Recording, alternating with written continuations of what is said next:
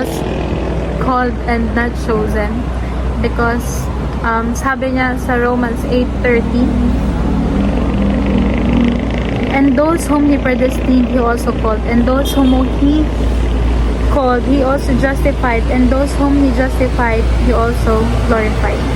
So, sometimes, madalas pala, na dahil sa ating mga pagkakasala, dahil sa mga nangyayari sa buhay natin, we forgot that we are chosen by God. And I am in that kind of situation right now, that I don't know kung bakit ako tinawag ng Panginoon. Bakit, ano yung purpose niya? Bakit ako nandito? And I question Him, di ba? Actually, right now, I don't know kung bakit ako yung nagtuturo at nagsasalita sa inyo ngayon. Because I feel like ako yung mas may kailangan ng salita ng Diyos. Ako yung mas may kailangan ng pagtuturo ng salita ng ating Panginoon. I mean, tuturuan ako ng salita ng Panginoon. And actually, pang ilang take ko na to because I feel like I am not worthy and I don't know what to say.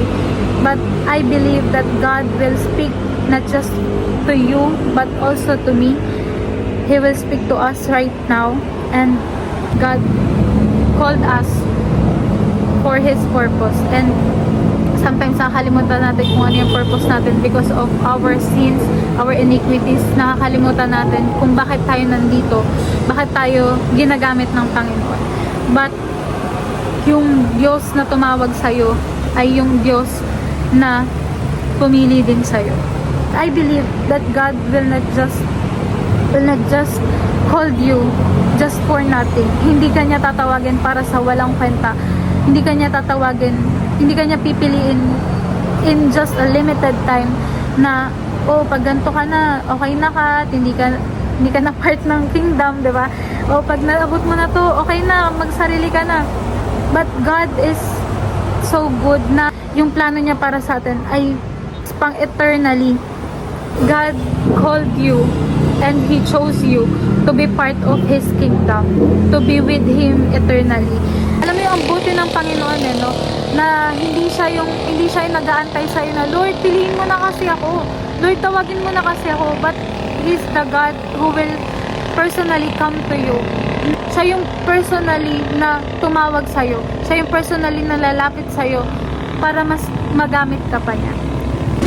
Yung plano ng Panginoon sa'yo ay secured na. Hindi siya basta-basta magagalaw ng kahit na sino, ng kahit anong pagkakataon. Basta patuloy mo lang siya pipiliin. Your future is secured to God. It is also a personal confirmation from God that the one who calls us is also the one who chose us. Na kahit na nasa rock bottom tayo ng pananampalataya natin sa Kanya, hindi siya yung tipo ng Diyos na iitsapwera ka na dahil mahina ka, but siya pa yung personally na lalapit sa'yo, diba? Siya pa yung personally na mangungusap sa'yo. That's why doon mo mako-confirm talaga that you are not just called by God, but you are also chosen. At kung sino yung tumawag sa'yo noong umpisa, siya rin yung Diyos na tumatawag sa'yo ngayon. For you to continue your faith to Him, for you to continue serving Him, for you to continue to love Him, and for you to go back to your faith. He will justify you. He will cleanse you from your sins. You may feel stuck at your own mess right now. You may feel like you are lost. You are so far away from God. But always remember na pinili ka ng Panginoon, na mas malaki yung plano para sa'yo ng Panginoon, mas malayo pa yung kaya mong marating dahil anak ka ng Diyos at may plano para sa'yo sila. Your guilt and shame ay wala na dahil nilinis ka na ng Panginoon at tinanggap ka na ng Panginoon.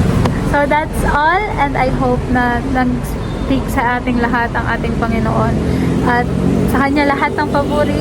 That's all. God bless!